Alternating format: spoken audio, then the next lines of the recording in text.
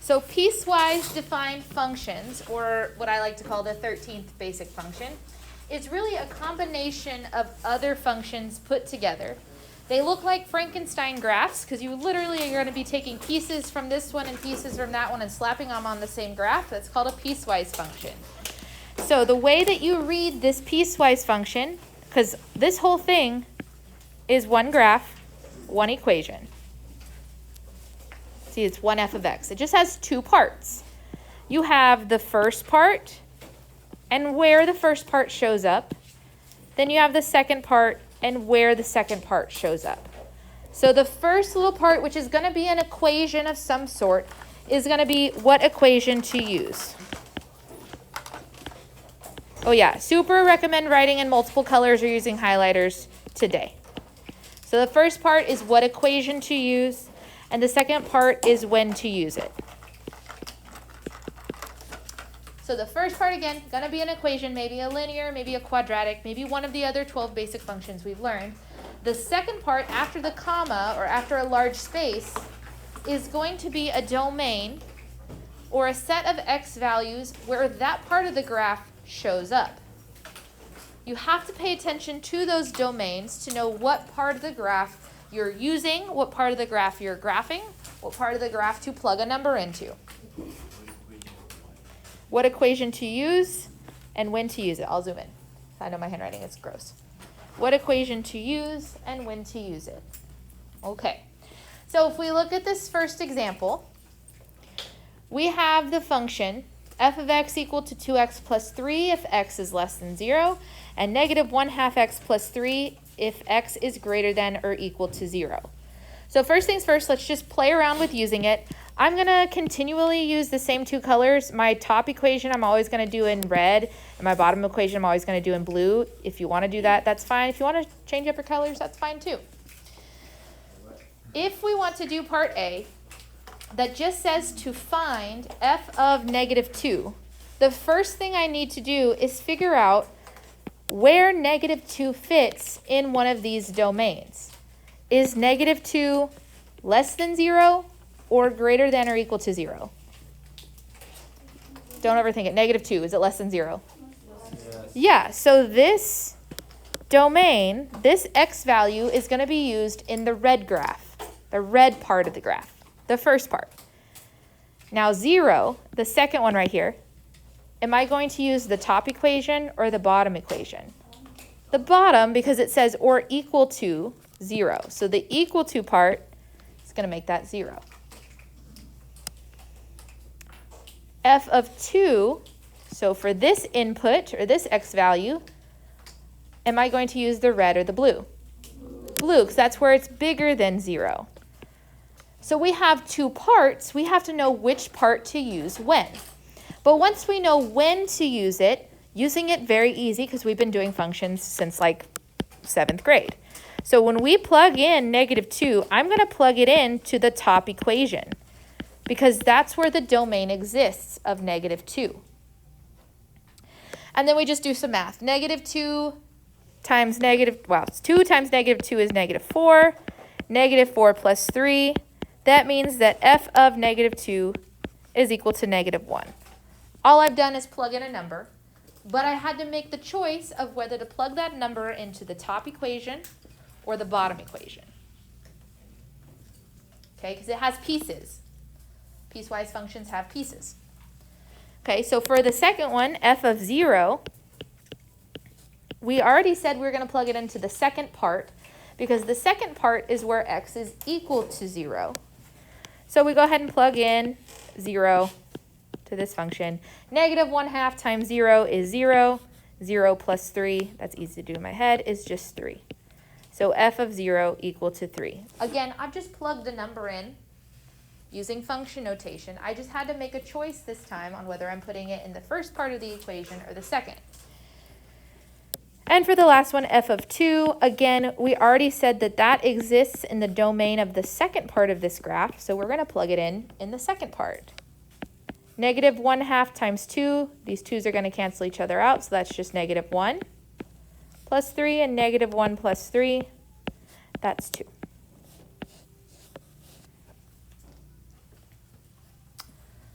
So we have different domains or different places where the different parts of the functions exist. So what this means on a graph is that you're going to have two separate functions, like I said, Frankensteined together to make one function. Now it is a function, which means what values cannot repeat? X's. When you're drawing these, when we're graphing these, make sure it stays a function and that none of your X values repeat, or else something is wrong. Okay, so let's go ahead and try to graph it. The easiest way to do graphing is to make a table. So wherever you have space to make a table, I think there's enough room kind of on the side to make a table of values for this function. And we're just going to plug some numbers in. Now we want to pick numbers from both intervals. So let's think of a nice pretty number that's on this graph that's less than 0. I'm going to pick -2 and then -1 and 0. Yes, I know 0 is not less than 0, but we need to know what's happening on that interval for this function. Again, I picked these numbers. Oops, my 0 went away. I picked these numbers because of this inequality. X less than 0 is going to be one of the inequalities that I use for my domain. So I picked numbers that are less than 0, but like on this graph that I can graph. -2, -1, and 0. I also want to pick numbers in this domain, starting with that interesting point where it changes. So 0 and then like 1 and 2. Very easy to graph. You could have picked 6 and 10 because they're on my graph. I just need some points so I can play connect the dots. Ooh, then we actually evaluate this function. If I were to plug in -2, which I've already done in part A, what is f of -2? -1. If we plug in -2 to the red equation, we'd get out -1. If we plug in -1 to that equation, again, I'm talking about this equation, -1 times 2 is -2. -2 plus 3, that's a +1. If I plug in 0, 2 times 0 plus 3, that's 3. I'm repeating using 0 because that's my interesting point in my domain. But this time when I plug in 0, I'm plugging it into the blue one. -1/2 x plus 3. If I plug in 0, we already did this one, it should be 3. If I plug in 1, -1/2 times 1 is -1/2. Plus 3 is -2.5 or -5/2. But I know decimals will be easier for you, so we'll do it in decimal. And if we plug in the 2, again, we've already done this. If you plug in 2, you get out 2. Now, why do I have 2 different colors and 2 repeated zeros? It's a really good question. If we start drawing the red graph, we have -2, -1. That's a closed dot because it exists in that domain. We have -1, 1, a closed dot because it exists in that domain.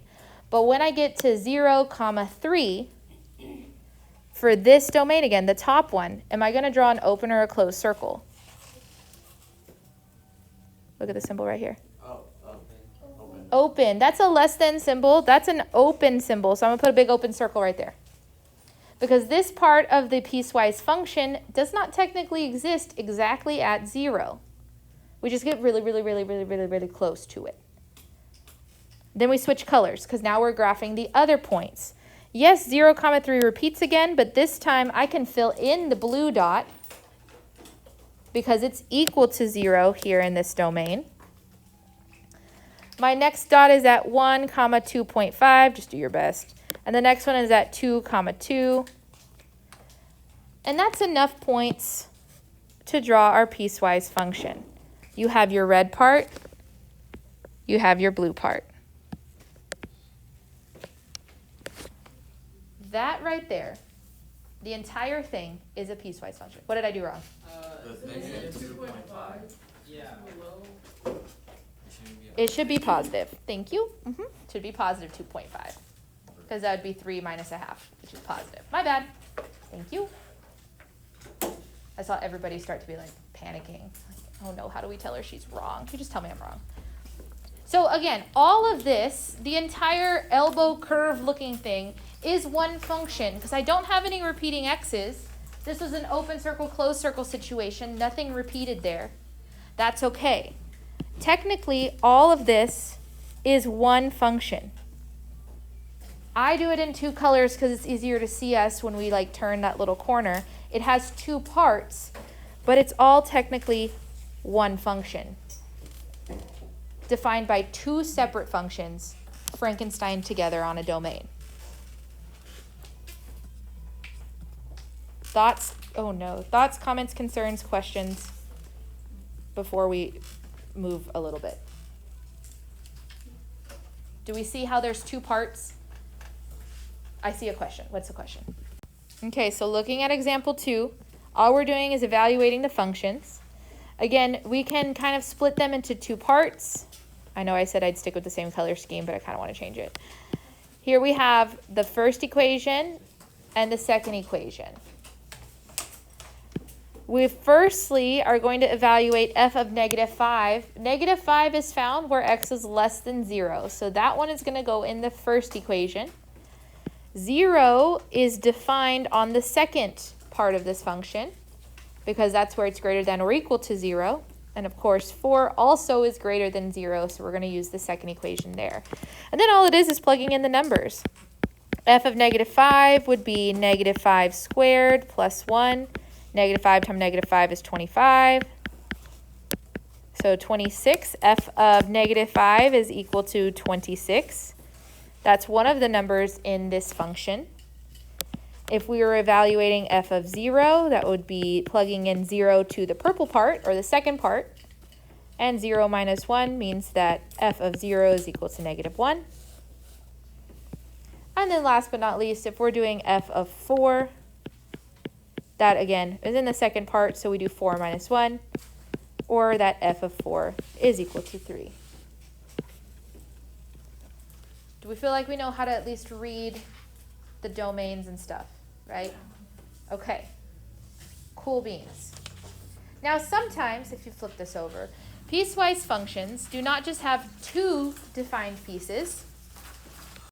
Sometimes they have 3 defined pieces, and that's okay. They can have more. They're just defined by different functions on different parts of their own domain. So for this one, it is only defined between -2 inclusive and 1 exclusive for the first part. It is defined exactly at 1 only for the second part. And it is defined where x is greater than 1 for the third part. If we were to be graphing this, which we are not, we'd have 3 different colors and 3 different functions across my entire domain. But this question doesn't ask us to graph it. It doesn't ask us to find f of some number. We are going to be finding the x and the y intercepts. To find x-intercepts, what you are going to do is you are going to figure out what x value, so you're finding x basically, if you set it equal to 0 for all 3 parts,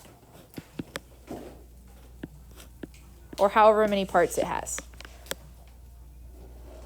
So if we do that together, we literally take the equation, x plus 4, this is the first part, let me change colors, what am I doing? X plus 4, and we say equal to 0, and we solve the tiny little equation. That would mean that x is equal to -4. Now the question is -2 less than or equal to x less than 1? Does that interval include -4? Is -4 between -2 and 1? No, it doesn't. So there is no x-intercept in that part for the red part. The red part would not cross the x-axis. If we try the blue part, we set it equal to 0, and hopefully our spidey senses are going wild, because can 8 ever equal 0? No, that's not a thing. So there's no x-intercept on the second interval. For the third part, we set -x plus 3 equal to 0, and we solve for x. Subtract 3 on both sides, divide by -1 on both sides, we get x is equal to 3. Is 3 greater than 1? Yeah. Okay, that means that this number right here is one of my x-intercepts. So I have an x-intercept at the number 3, 0. Where'd the 3 come from? Right here. Where'd the 0 come from? An x-intercept is always partnered with a y value of 0.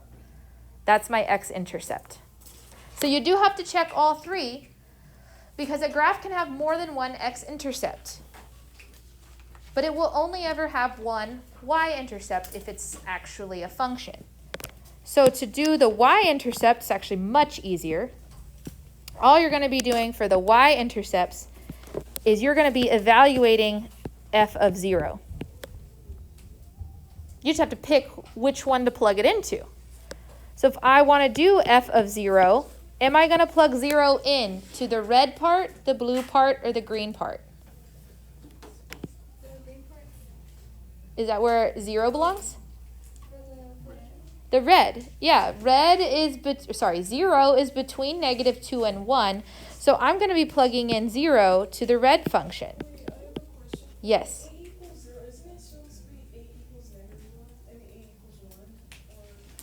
What are we talking about, the blue part right here? So every single part, what to use is on this side.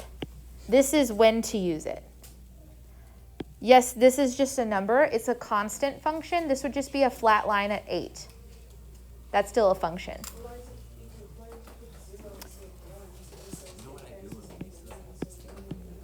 That's a great question.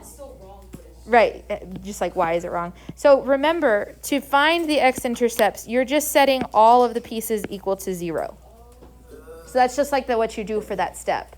And we stopped immediately at that step because 8's never going to equal 0. That doesn't work. And we stopped. If we can solve it for an x, we then decide if it is allowed to be in that interval, the where to be from.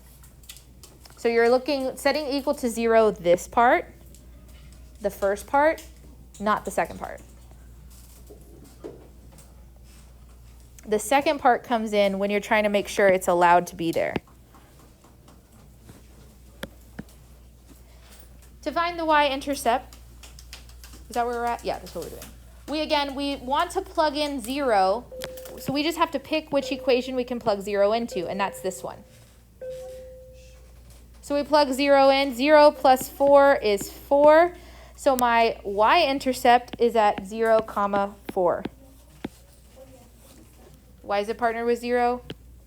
Because y-intercepts are partnered with 0. Plus we plugged in a 0. 0 got out 4. It will only ever have one y-intercept, so you only have to do one thing for the y-intercepts, but you have to check every single part for x-intercepts because there may be more than one. You just don't know. Let's check and see if we understand that. So for x-intercepts, you're setting each one equal to 0. For y-intercepts, you're just plugging in 0. You've got one more example here. I want you to do this one. But I'll scroll back up and show this as you're doing that one. Okay, I kind of zoomed through doing the x-intercepts. If we check each interval, the red one you would have solved for x and gotten 1/2. And that is between -3 and 1. So that one works. So 1/2 is one of my x-intercepts. The second interval, the blue one, 2 does not equal 0 ever, so no, we're just not even going to deal with that. X squared equal to 0, you'd square root both sides, but you don't need plus or minus 0 because there's no such thing as -0. So it's just x equal to 0, but that is not bigger than 1, so there's no x-intercept on that interval. Now for the y-intercept, which equation am I plugging it into? The red, the blue, or the green? We don't know? Okay, in these intervals here, which one does 0 belong? Is 0 between -3 and 1? Yeah. Yes, that's the one I'm plugging it into. 0 is not equal to 1, and 0 is not greater than 1, so we don't use those, but we will use the top one. That's how we pick. So we're plugging in 0 to this equation, the red one. -2 times 0 is 0. 0 plus 1 is 1, so f of 0 is equal to 1 means that my y-intercept is 0, 1.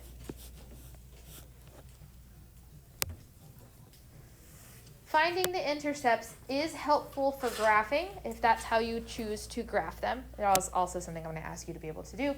But really, for graphing piecewise functions, as long as you can generate some points in each part, bless you, you can graph the piecewise function. Remember that open circles go with less than or greater than, and filled in circles go with the or equal to's. Okay, so what we're going to do is we're going to practice graphing now. But don't panic, we can do this. We're going to graph this piecewise function, which means we're going to Frankenstein together this quadratic equation and this linear equation. Whoa, it's going to look real weird.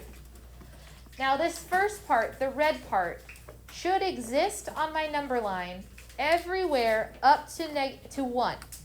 So if you want to give yourself a hint here, all of this should have red graph until we get to the number 1, and then there should be no more red graph. That's what that domain tells me, x less than 1. The second one's domain, if this is helpful to see before you start, is from 1 with a closed circle up until 3 with a closed circle. So that's only got a little bitty part. We don't have anything defined for things that are bigger than 3. So there's going to be like nothing over there because there's no domain for that part. So when we finish, that's the part of the graph that should be colored in those certain colors. That's just a helpful tip for later.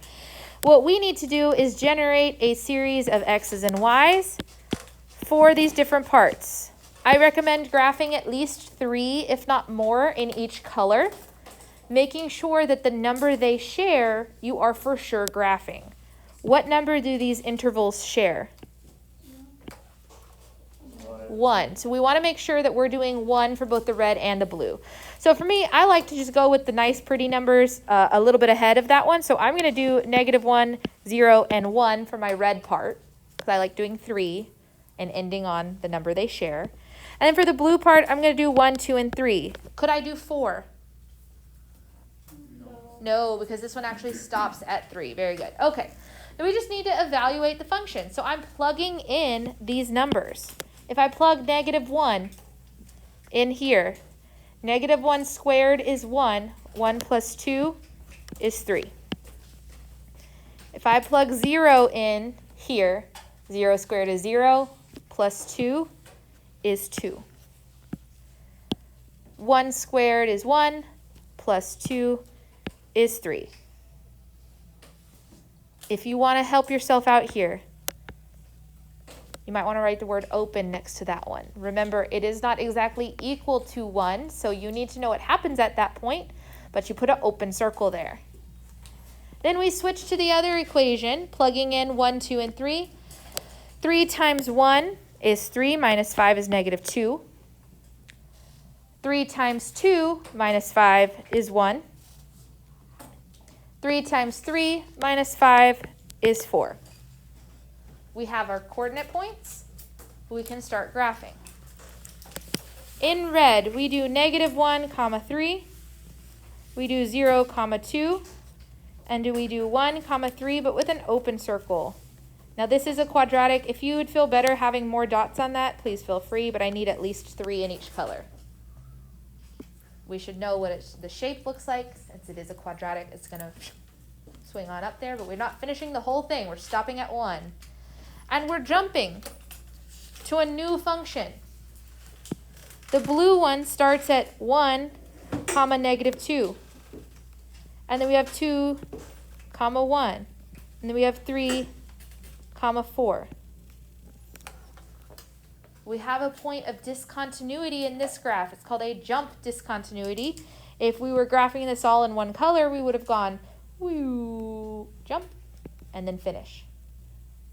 All of this, minus what I've drawn on my axis, because that's just to help us remember it shows up where it should. This is one function. It's defined by 2 separate functions on 2 separate domains. We make sure that it still is actually a function, because these since these are like vertical little points, one of them has to be empty. If both of these were filled in, it would no longer be a function. So one of them has to be an open circle, or else it's no longer passing the vertical line test. Okay, you're going to graph some on your own. So before I make you do that, are there questions? A lot. Can we formulate any of them into actual questions? Or do we just need to try some?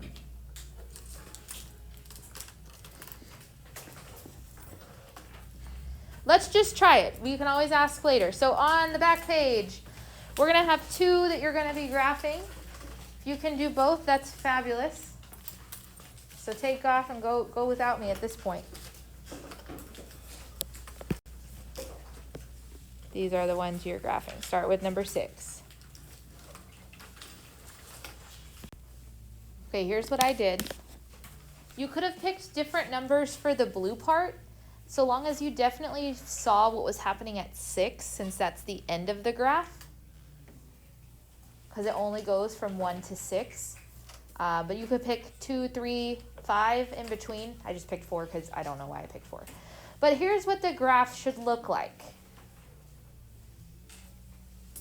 Comments, questions, concerns, things that you want to discuss about this. We're not going to have time to do the second example of graphing, so that is posted online if you want to go see it, because I want to make sure we talk about the last 2. So if there are more questions about graphing, now would be the time to ask. One thing I do want to say, because everybody, y'all are doing great, you don't have to do this part. Coloring in the domain is just a helpful start to make sure you graph the right part and the right thing. This is all that really needs to be there, because this is the function. Okay, so if you're like, this is messy, that's fine. You don't need this. This is just supposed to be helpful. This is the actual function. Okay, like I said, we're going to skip example 7 just for time's sake, so I can actually talk slow through the last 2 examples. But if you want to see one more example, I have already posted it on your Google Classrooms for notes, so you can go back and see that. But for example 8, we're going to be working backwards. They have given you the picture of the piecewise function. You're going to be writing the equation. So we're just working backwards. The one thing we need to remember is how to write an equation. Y equals mx plus b. How do you find the m? Y's over x's. It's a rise over the run, or the difference in the y's over the difference in the x's. And what is the b? The y-intercept. Okay. So what we're going to be doing, especially because these are all linear here, there's no quadratic, thank goodness, we just need to figure out the slopes and the y-intercepts for each part and then Frankenstein it together. So for this red part, what is the slope for letter A's red part? 1 over negative 1 over 1. So if I start setting up this piecewise function, I'm going to say f of x is equal to, and then open up one of those like weird looking brackets. They're huge. We know that that slope is negative 1 times x. What's the y-intercept there? 0. Now you could put plus 0 or you could not. I'm going to put plus 0 since these are our notes so you remember where these numbers came from. You don't need plus 0.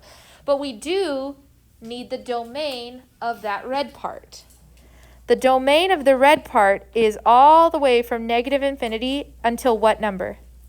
0 with a closed dot. So we're going to say x is less than or equal to 0. Closed dot means you put the line underneath this symbol right here. And less than is an arrow going off to the left. X less than or equal to 0. All that's left is to do the same thing for the blue part. Specifically notice, and I know this didn't print very well, this is an open circle that it starts with and a closed circle that it ends with. Just make sure you see that. What is the slope of that part? Also negative 1 over 1, but what is its y-intercept? 2. 2, yeah, it crosses it, well, it touches at 2. But it's got an open circle there. The domain of this one has an open circle at 0 and a closed circle at 2. So we say its domain is from 0, less than x, less than or equal to 2. There should be a shared number between the parts of your piecewise function. So there should always be, like, if you ended with 0, your next one needs to start with 0, if that's helpful to see. Because you got to have a continuous domain there, even though the graph is not continuous because there's these jumps in it. But that's it. You have written the whole piecewise function. Yeah, you don't need to show me the ones. Negative x is the same as negative 1x. But again, putting all the numbers there so when you look back later, you're not like, where did this come from? That's the slope. Let's do B. B has two parts. We've got our red part and our blue part. What are some things you notice about the red part? Endpoints. What are its endpoints? They're both closed. What's the first endpoint number? And what's the second one? Great. So we know my domain is going to go between those two numbers. What do you notice about the blue one? Open circle. Yeah, it printed really bad. It's open circle at first, and what's on the other side? Really? Forever. It's got an arrow. So it's going to go off to infinity. So we're going to have a domain for the blue part that is one-sided, one number only. When we put it together, we just need slopes and y-intercepts.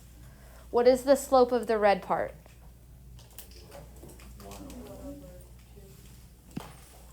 If we start here, we get here. How much do we have to go up? 2 over 1. 2 over 1, yeah. Rise runs, not runs, rise. Rise runs, so we went up 2 over 1. That's going to be the slope of 2. And what is its y-intercept? 2. And then we already talked about where it shows up. We said its domain starts at which number? -1. And ends at what number? Ooh, what x value? 0. Remember, domains are always x's. So don't look at the y values, look at the x values. Now, yes, I know your paper, when we did the other ones, put the word if. The word if, the word when, or a comma, or a giant space are all acceptable to show me that that's the domain. You can put anything in between them. Or any of those options. Now the blue part. What is the slope of the blue part? 1 over 1. We went up 1 and right 1. So that's my slope. And what is the y-intercept? 0. So you wouldn't need that. Literally, you could just put an x right there. That's the same as 1x plus 0. But again, these are our notes so that we remember where these numbers came from.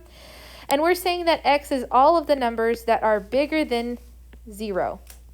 Again, there should be a shared number between both parts in your function. Woo-wee.